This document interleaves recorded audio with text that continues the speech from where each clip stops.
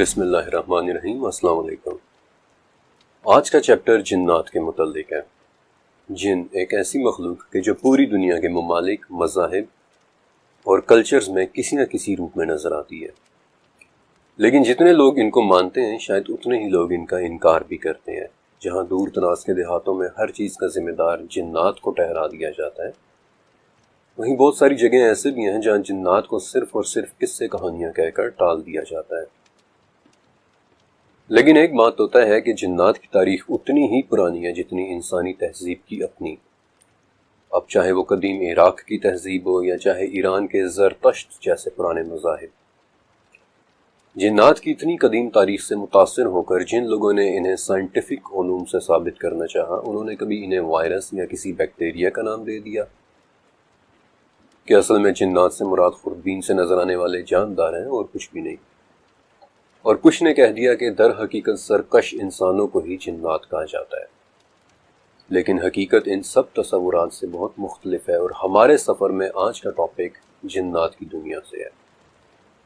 لیکن جیسے میں آپ کو فرشتوں والے چیپٹر میں بڑی تفصیل سے بتا چکا ہوں کہ ہم اس کائنات کی کون سی چیز دیکھ سکتے ہیں اور کون سی چیز نہیں، تو فرشتوں ہی کی طرح جنات کو بھی تفصیلاً بیان کرنے کے لیے میں سب سے پہلے قرآن اور حدیث کے علم کا سہارا لوں گا، اور اس کے بعد میں آپ کو جنات کے متعلق صدیوں پر محیط تاریخ کے بارے میں بھی بتاؤں گا۔ اور یہ ٹاپک اتنا وسیع ہے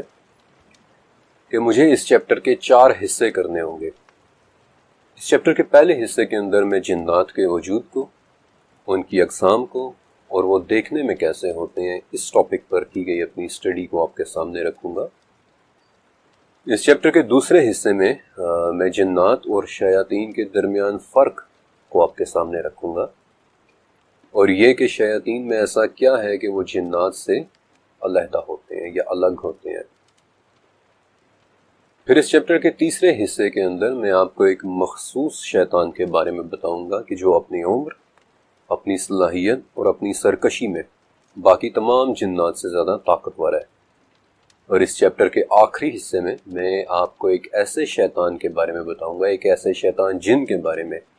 کہ جو ہماری پیدائش سے لے کر آج تک ہمارے ساتھ ہے، یعنی کہ ہمارا ہمزاد۔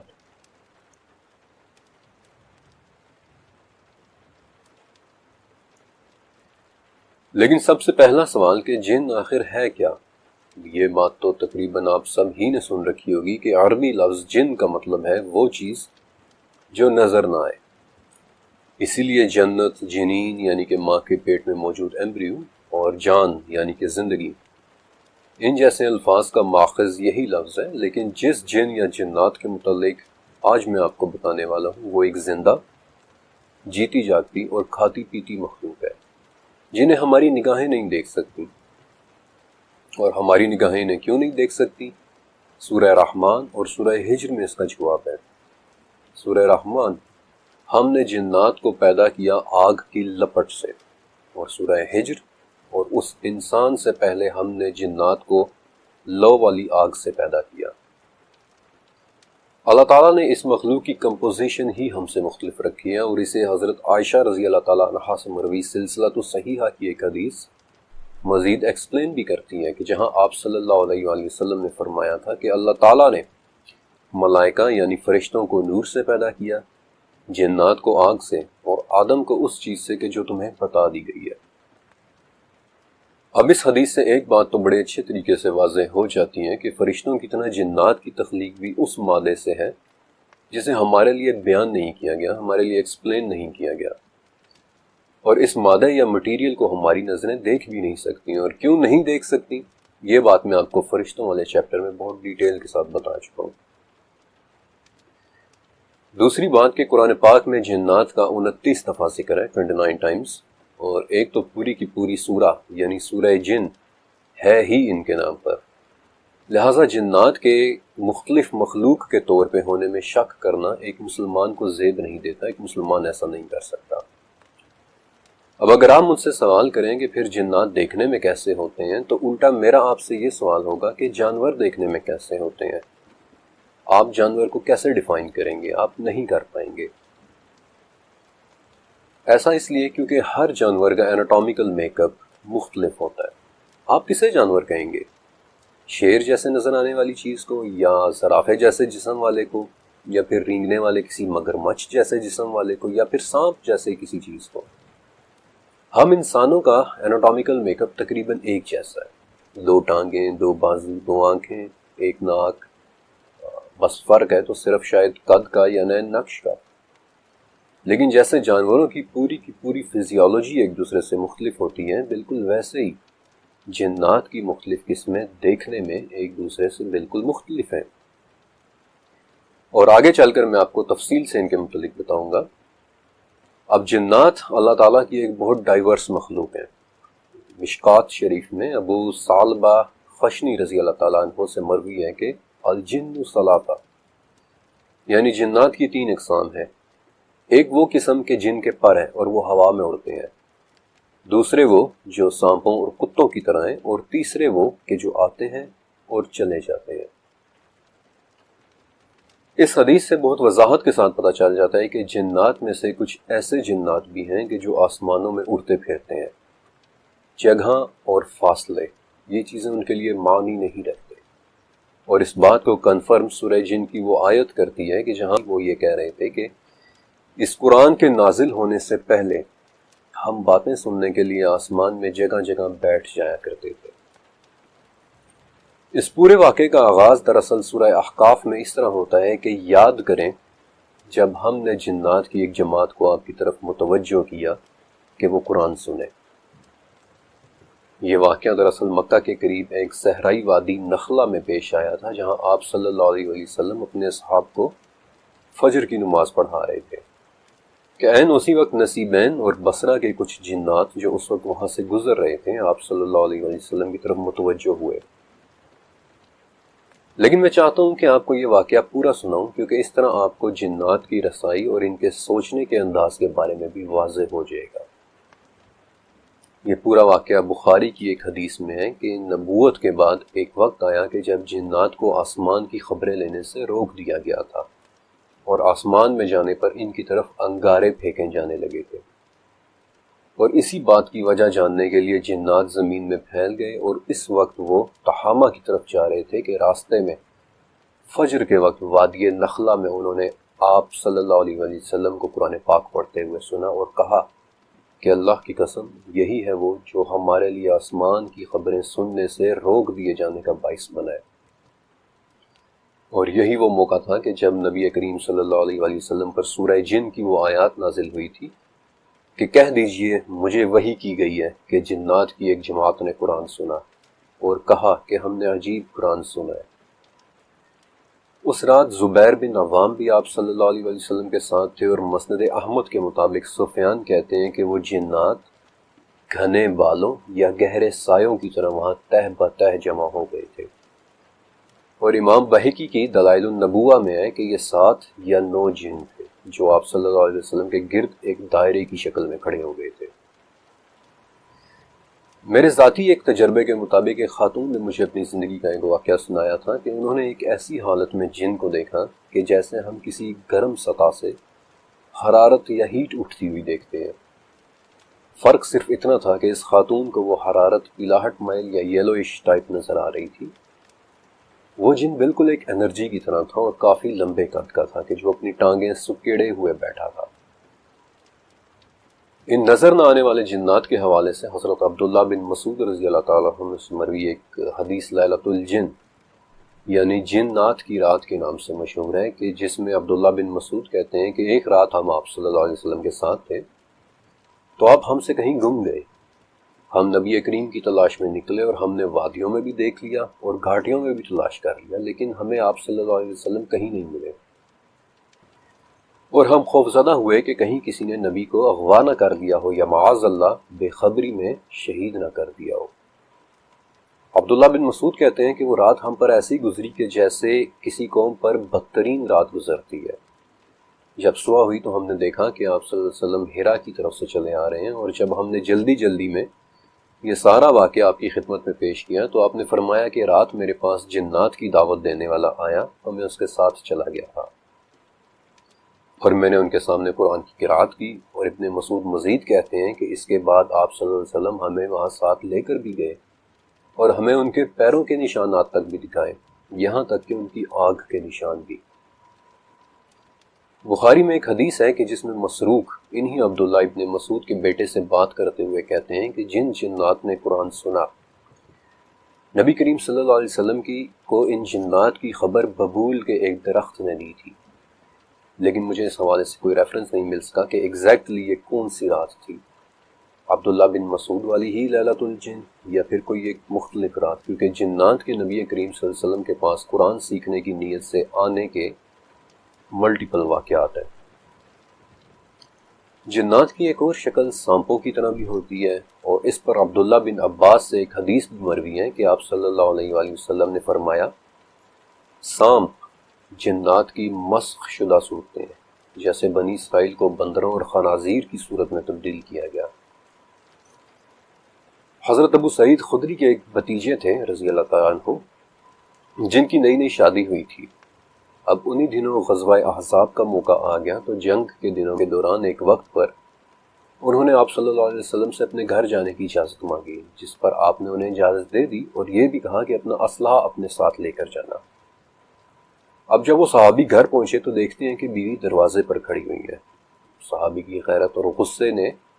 جوش مارا اور نیزہ بیوی کی طرف کر لیا، جس پر وہ کہنے لگی کہ جلد بازی میں نہ پڑو،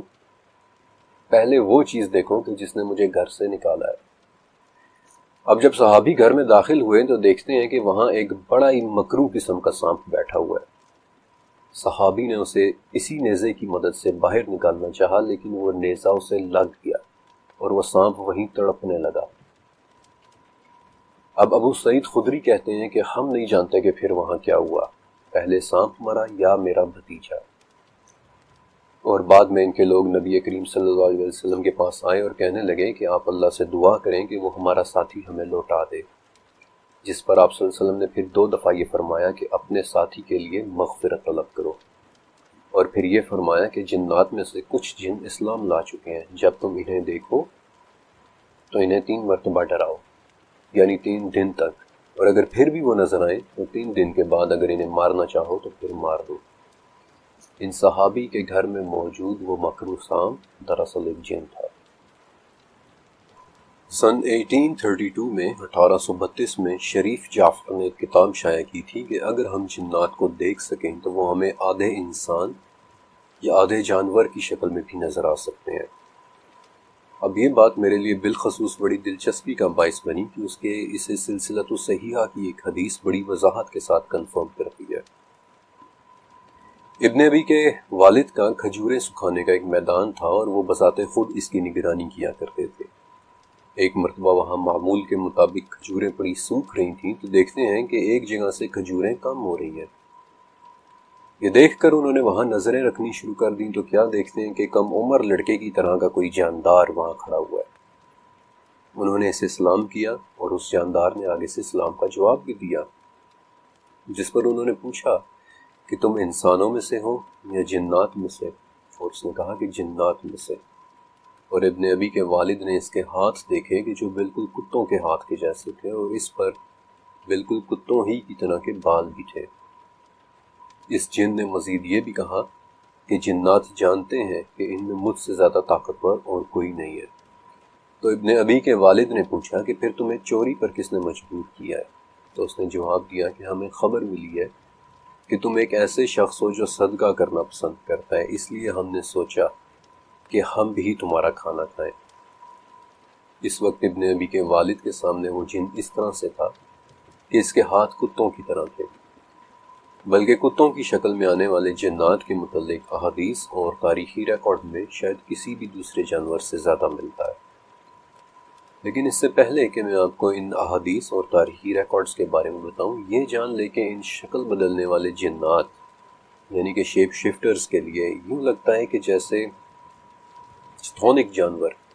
یعنی کہ وہ جانور جو مٹی میں رینگتے ہیں، یوں لگتا ہے کہ جنات کے لیے ان میں خاص قسم کی کشش ہے۔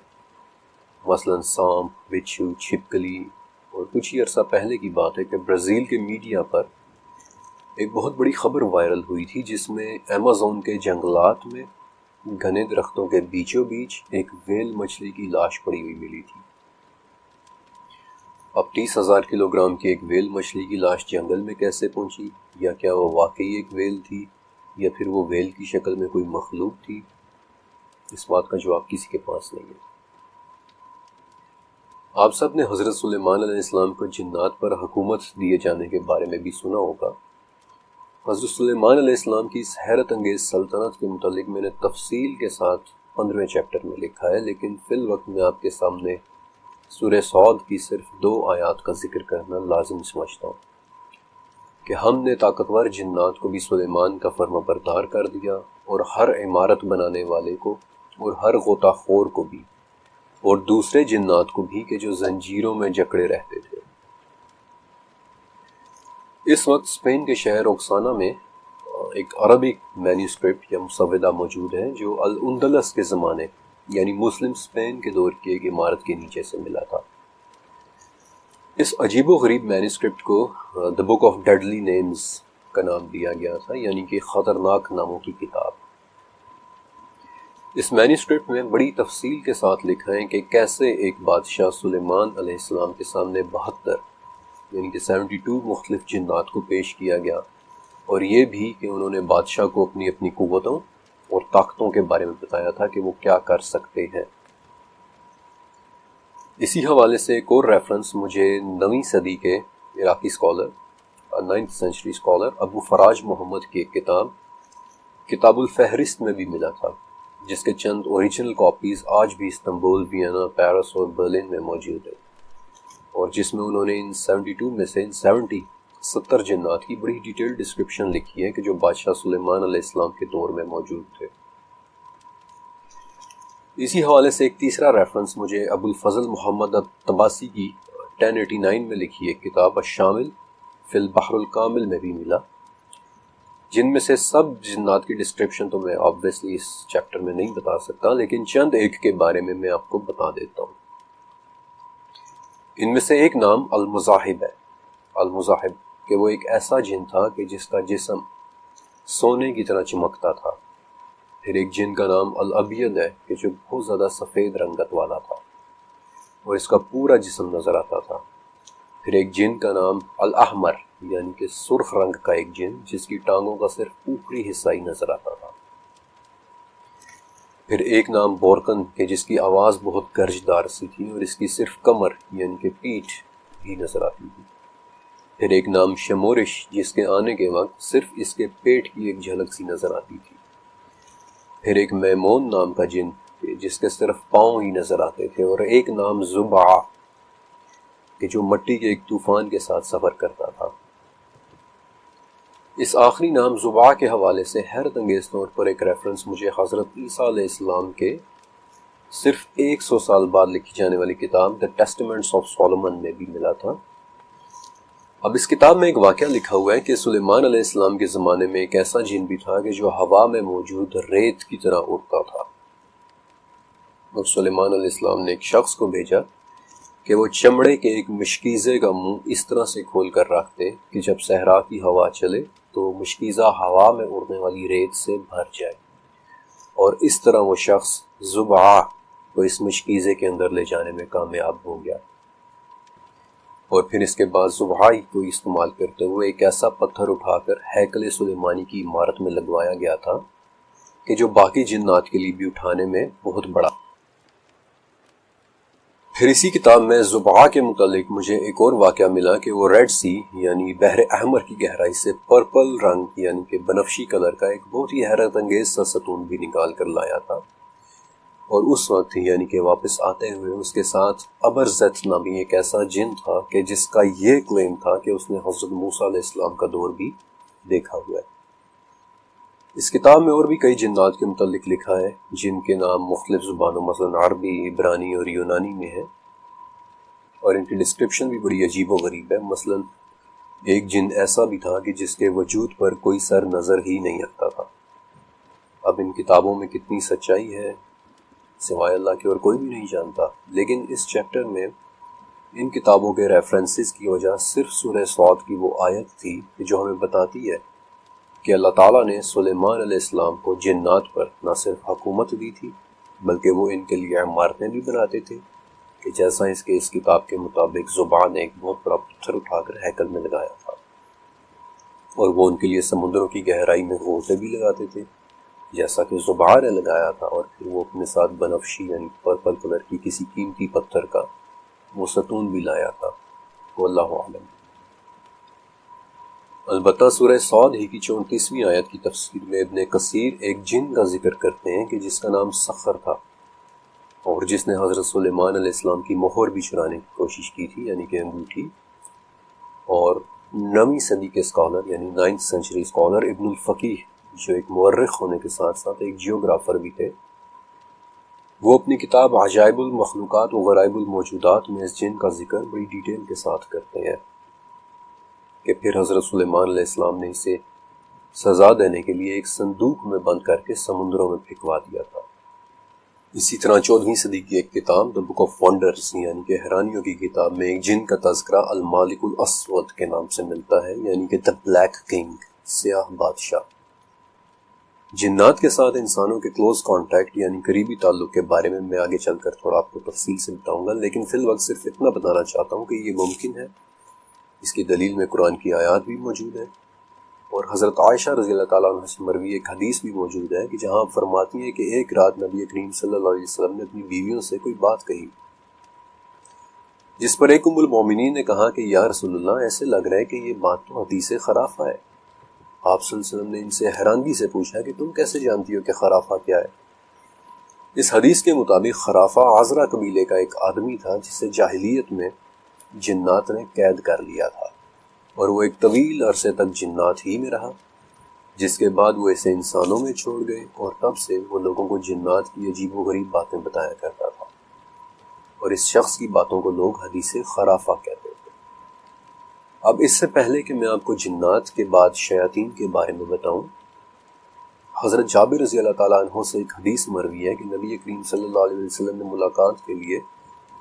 چند جنات آئے آپ صلی اللہ علیہ وسلم سے ملاقات کے لیے، اور انہوں نے قرآن کے متعلق کچھ سوالات کیے۔ آپ صلی اللہ علیہ وسلم نے ان کے جوابات دیے اور ان کے سامنے سورہ رحمان کی تلاوت کی، جس میں بار بار فَبِأَيِّ آلَاءِ رَبِّكُمَا تُكَذِّبَانِ آتا ہے، اور اسے سن کر ان جنات نے کہا کہ الحمدللہ، ہم نے اللہ کی نشانیوں میں سے کوئی ایسی چیز نہیں دیکھی جس کی ہم تکذیب کرتے ہیں۔ اور یہی سورہ ایک مرتبہ جب نبی کریم صلی اللہ علیہ وسلم نے ملنے کے لیے آنے والے چند انسانوں کے سامنے تلاوت کی تو وہ خاموش رہے، اور اس بات پر آپ صلی اللہ علیہ وسلم نے فرمایا کہ تم سے اچھا جواب تو جنات نے دیا تھا۔ لیلۃ الجن والی حدیث میں جنات نے نبی کریم صلی اللہ علیہ وسلم سے اپنی خوراک کے متعلق بھی سوال کیا تھا، تو آپ صلی اللہ علیہ وسلم نے انہیں بتایا کہ ہر وہ ہڈی کہ جس کے جانور پر اللہ کا نام لیا گیا ہو اور اس پر لگا ہوا گوشت تمہارے ہاتھ میں آ کر پہلے سے زیادہ گوشت بن جائے گا، یہی تمہاری خوراک ہے۔ اور ہر نرم قدم والے اونٹ اور کٹے ہوئے سوموں والے جانور کی لید تمہارے جانوروں کا چارہ ہے۔ اور بیسیکلی یہی وہ وجہ ہے کہ آپ صلی اللہ علیہ وسلم نے انسانوں کو ان دونوں چیزوں سے استنجا کرنے سے منع بھی فرمایا۔ یہاں تک پہنچ کر اب آپ کو کافی حد تک جنات کے بارے میں اندازہ ہو چکا ہوگا کہ وہ دیکھنے میں کیسے ہو سکتے ہیں۔ وہ اچھائی اور برائی کے درمیان فرق بھی سمجھتے ہیں، وہ کھاتے بھی ہیں اور پیتے بھی ہیں، لیکن ان کی تخلیق کی حقیقی کمپوزیشن کے لیے قرآن پاک میں مارج کا لفظ بھی ہے، یعنی بغیر دھوئیں کی ایک آگ، اور سموم کا لفظ بھی ہے، یعنی آگ کی تیز لپٹ۔ اب ایگزیکٹلی یہ کیسی آگ اور کیسی لو ہے، حضرت عائشہ رضی اللہ عنہا سے مروی حدیث سے ہمیں پتہ چل جاتا ہے کہ ان کی تخلیق اس مادے سے ہے کہ جسے شاید ہم پوری طرح سے کبھی بھی سمجھ نہ سکیں۔ الجاحظ 8ویں صدی کی اپنی ایک بہت مشہور کتاب الحیوان میں لکھتے ہیں کہ اگر وہ نیک اور بد دونوں کام کرے تو وہ ایک جن ہے، اگر وہ آسمانوں میں چھپ کر سنے، بھاری وزن بھی اٹھا سکے اور انسانوں سے زیادہ تیز اور طاقتور ہو تو وہ ایک مارج ہے، and if he is more than that, اگر وہ اس سے بھی زیادہ کر سکتا ہے تو پھر وہ ایک عفریت ہے، یعنی کہ جنات کی ایک انتہائی پاورفل کلاس۔ وہی عفریت جو حضرت سلیمان علیہ السلام کے دربار میں بھی موجود تھا، وہی عفریت جس کا نام سورہ نمل میں بھی مینشن ہے، اور جس نے یہ دعویٰ کیا تھا کہ میں سبا کی ملکہ کا تخت آپ کے پاس اس سے پہلے لے آؤں گا کہ آپ اپنی جگہ سے اٹھیں۔ اور اس واقعے پر پوری ایک تحریر میں نے سلیمان علیہ السلام کے چیپٹر میں لکھی ہے۔ البتہ نظر نہ آنے والے جنات کی ایک خاص قسم کے حوالے سے مصر کے ایک اسکالر شیخ کشک نے اپنی زندگی کا ایک بڑا حصہ ریسرچ میں گزارا ہے، اور ان کی ایک بات مجھے ہمیشہ یاد رہتی ہے کہ ان میں سے بعض جنات اپنی خوبصورتی میں اس قدر حسین ہے کہ اگر ہم انہیں دیکھنے کے قابل ہو جائیں تو شاید ہم خوبصورتی کا مطلب ہی بھول جائیں۔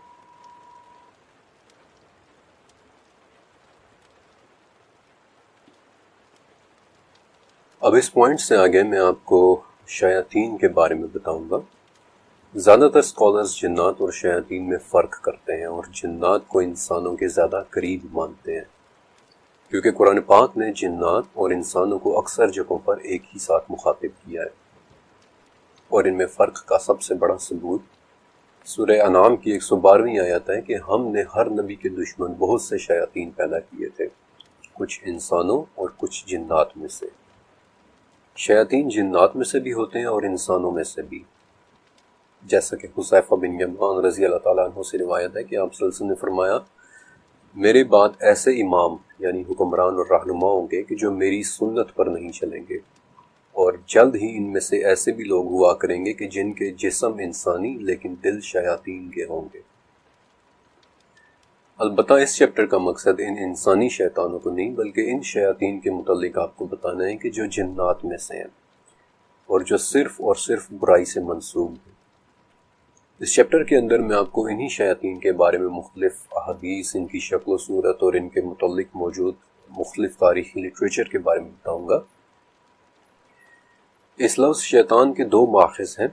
ایک عبرانی زبان میں شیطان کا لفظ ہے دشمن یا مخالف، اور عربی میں شیطان کا لفظ شطن سے نکلا ہے کہ جس کا مطلب ہے بھٹک جانے والا۔ جنات اور شیاطین کی تاریخ انسان سے بھی پہلے کی ہے، کیونکہ ان کی تخلیق بھی انسان سے پہلے کی ہے۔ مثلا سورہ ہجر کے مطابق ہم نے انسان کو کالی سڑی ہوئی کھنکھناتی مٹی سے پیدا کیا، اور اس سے پہلے ہم نے جنات کو آگ کی لپٹ سے پیدا کیا۔ اب فرسٹ جنریشن کے مسلمان اسکالرز جیسا کہ ابن کثیر کے مطابق اس دنیا میں آدم علیہ السلام سے پہلے جنات اور شیاطین رہتے تھے، اور اس کا ریفرنس وہ حضرت عبداللہ بن عمر رضی اللہ تعالیٰ عنہ کے اس قول سے لیتے ہیں کہ آدم سے 2000 سال پہلے دنیا میں جنات آباد تھے۔ ابن کثیر رحمۃ اللہ علیہ ان جنات سے بھی پہلے ایک اور مخلوق حنون اور بنون کا بھی ذکر کرتے ہیں، کہ یعنی کہ شیطانی روحیں اور بلائیں، اور پھر یہ کہ اللہ تعالیٰ نے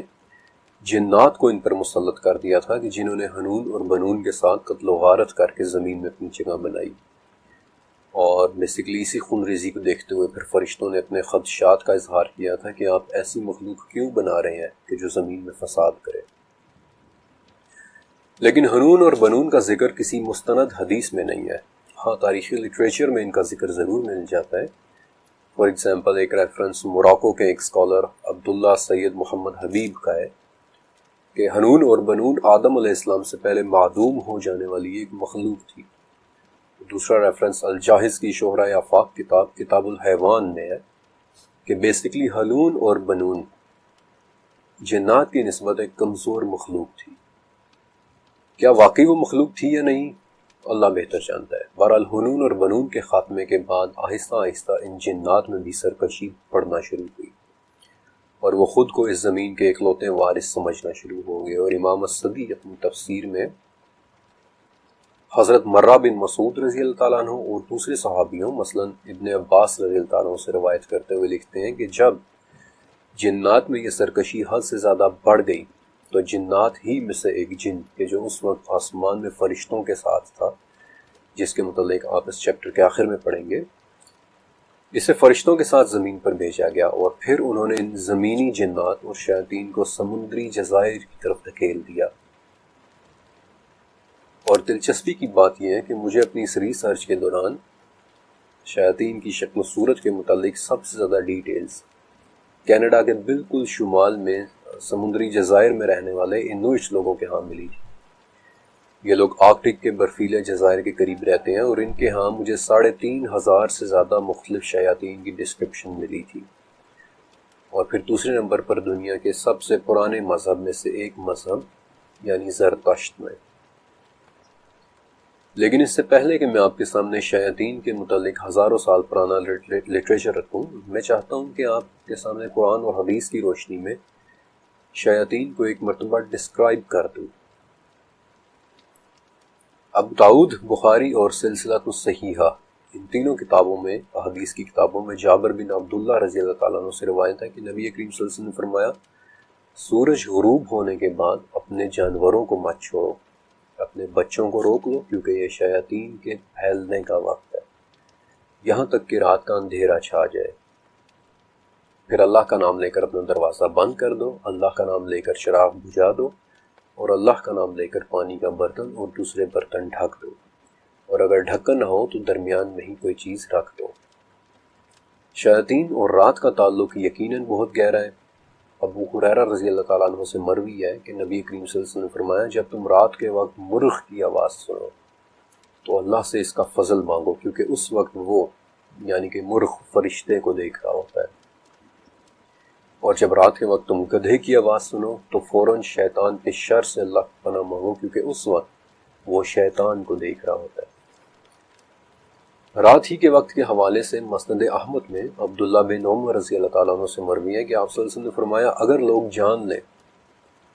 کہ رات کو اکیلا سفر کرنے میں کیا نقصان ہے تو کوئی بھی شخص رات کے وقت اکیلا سفر نہیں کرے گا۔ رات کے علاوہ شیاطین کے لیے مختص اوقات کے حوالے سے بخاری میں آپ صلی اللہ علیہ وسلم کی حدیث ہے کہ سورج طلوع اور غروب ہونے کے وقت نماز نہ پڑھو، کیونکہ یہ شیاطین کے اوقات ہے۔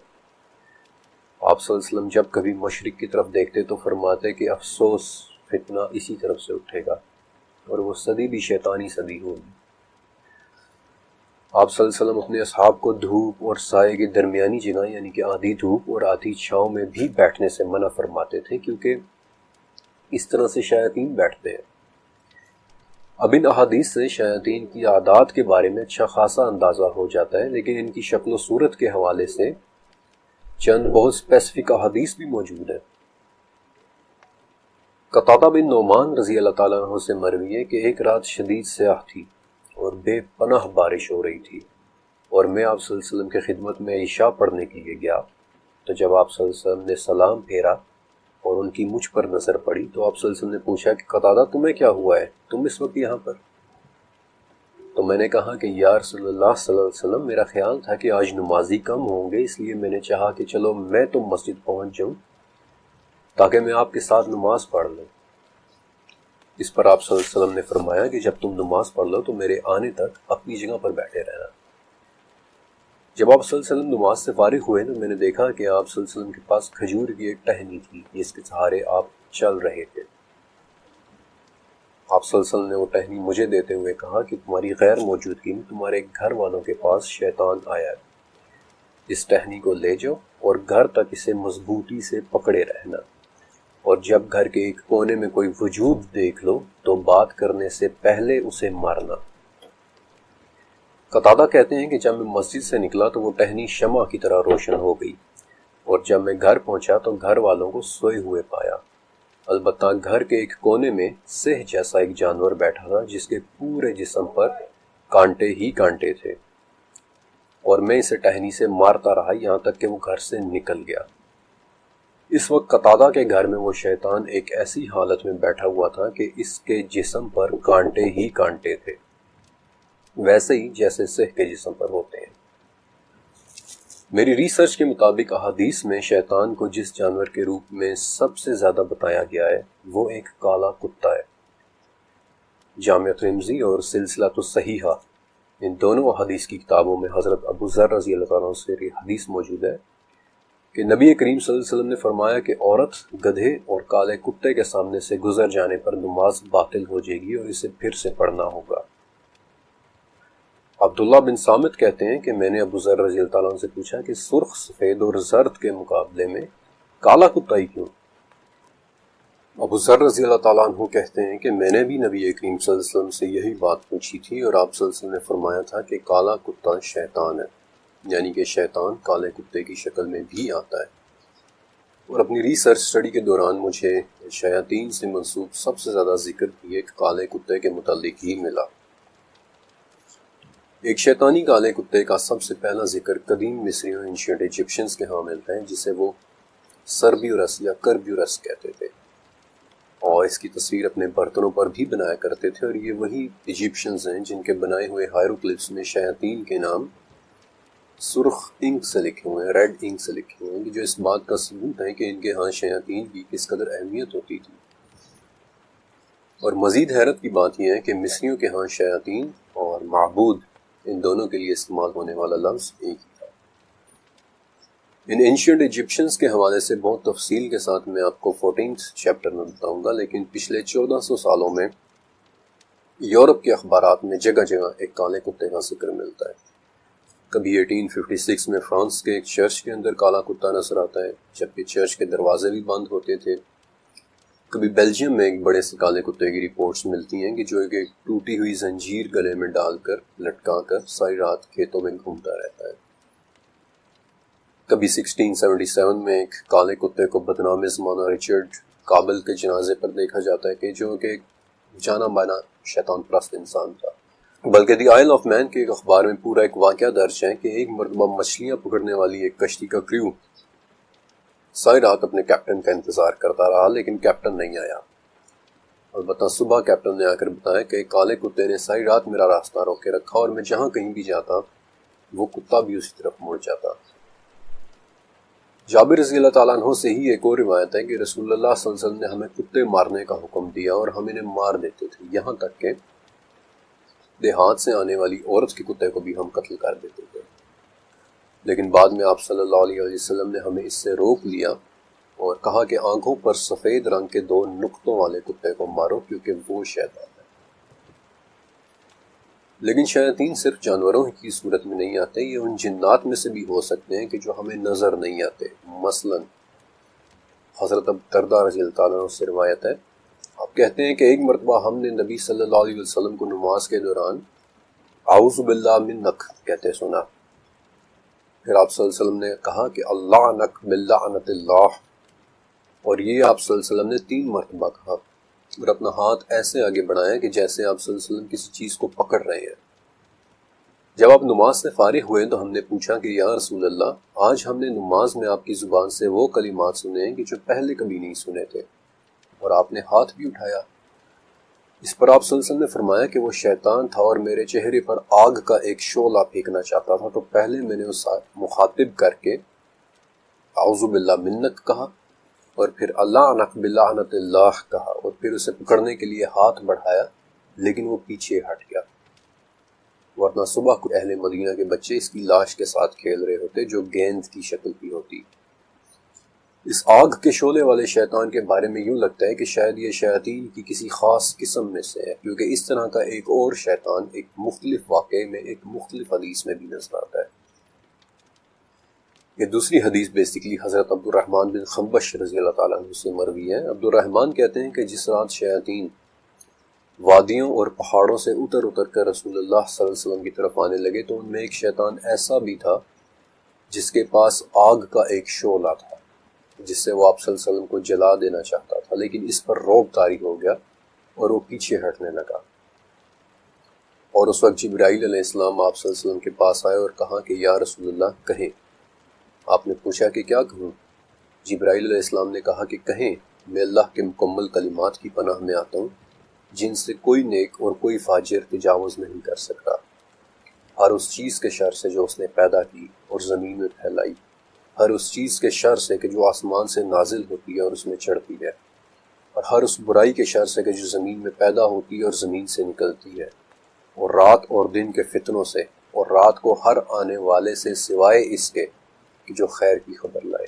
یا رحمان۔ اور تب اللہ کے حکم سے اس شیطان کی آگ بجھ گئی۔ جنات اور شیاطین، ان دونوں کے انسانوں کے ساتھ کلوز کانٹیکٹ کے بارے میں احادیث بھی موجود ہیں، جن میں سے ایک حدیث میں سوئے ہوئے انسان کے سر کے پیچھے شیطان کے 3 گرہیں لگا دینے کا ذکر ہے۔ دوسری حدیث میں نیند کے دوران شیطان کے رات بھر ناک کے نتنے میں بیٹھے رہنے کا ذکر ہے۔ اور نہ صرف یہ بلکہ ایک حدیث میں گھروں کے اندر بھی شیاطین کی موجودگی کا ذکر اس طرح ملتا ہے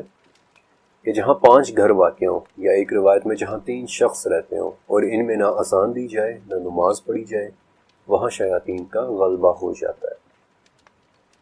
پھر کچھ شیاطین جنات کا آسمان تک جانے کی کوششوں کا ذکر بھی سورہ صافات میں ملتا ہے، اور اس کا مفہوم کچھ اس طرح سے ہے کہ دنیا کا آسمان ستاروں سے مزین ہے اور سرکش شیطانوں سے محفوظ ہے۔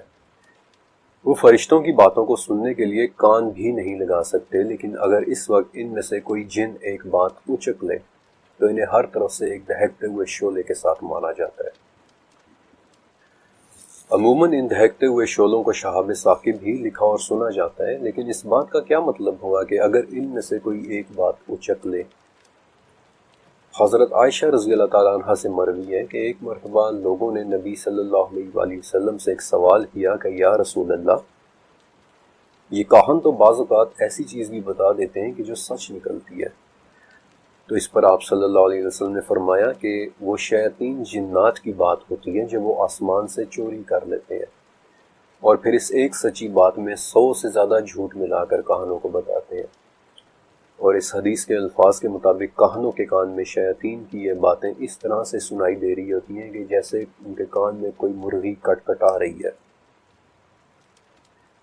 بے شک شیاطین جنات زمینوں اور آسمانوں میں اڑتے اور گھومتے پھرتے ہیں، بلکہ سنن نسائی میں ابن عباس رضی اللہ تعالیٰ عنہ سے مروی حدیث ہے کہ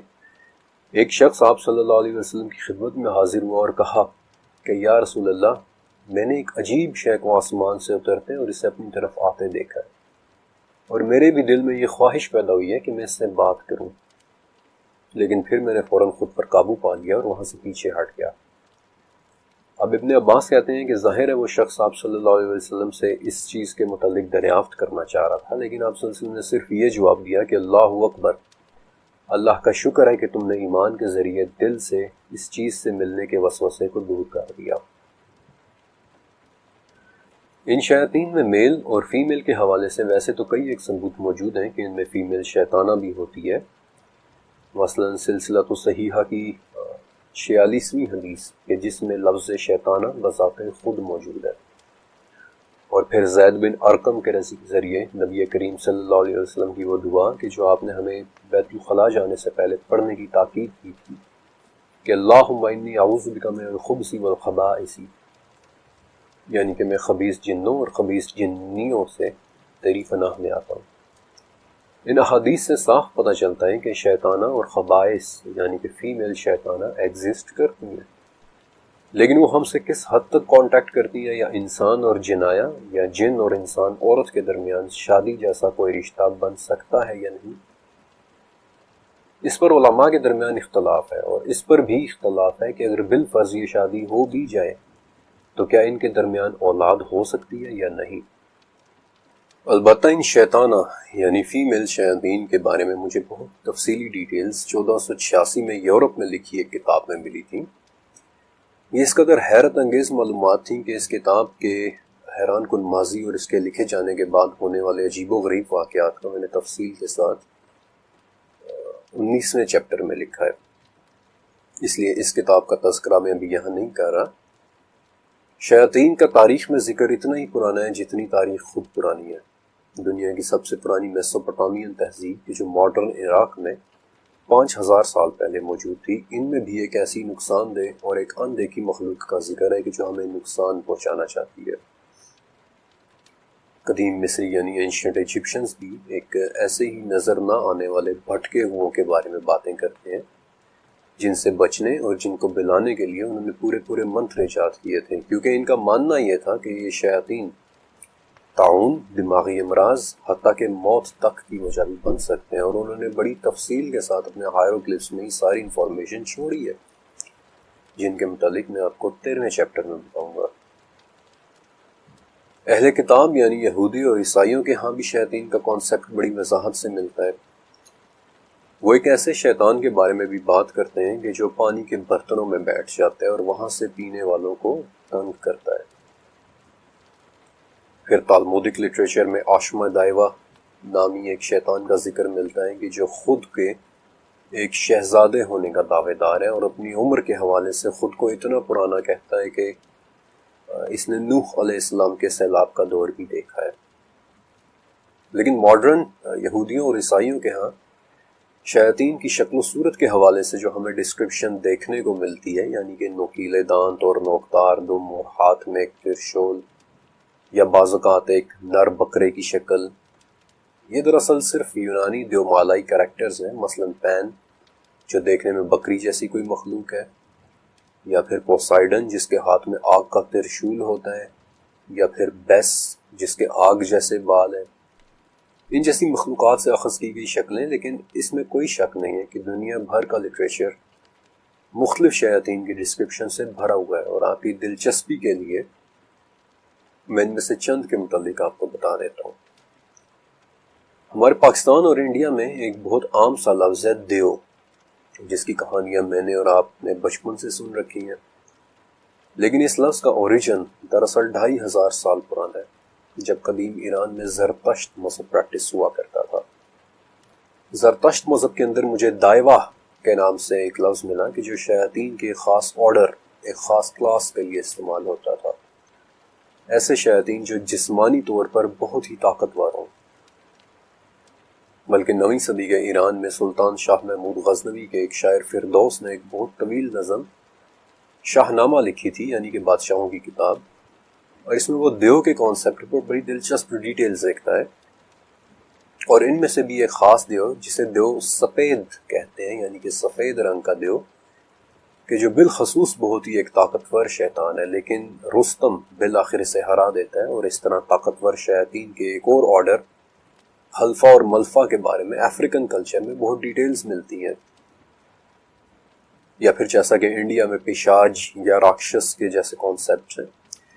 دنیا کا کوئی کلچر ایسا نہیں ہے کہ جہاں آپ کو شیاطین کا کانسیپٹ نہ ملتا ہو۔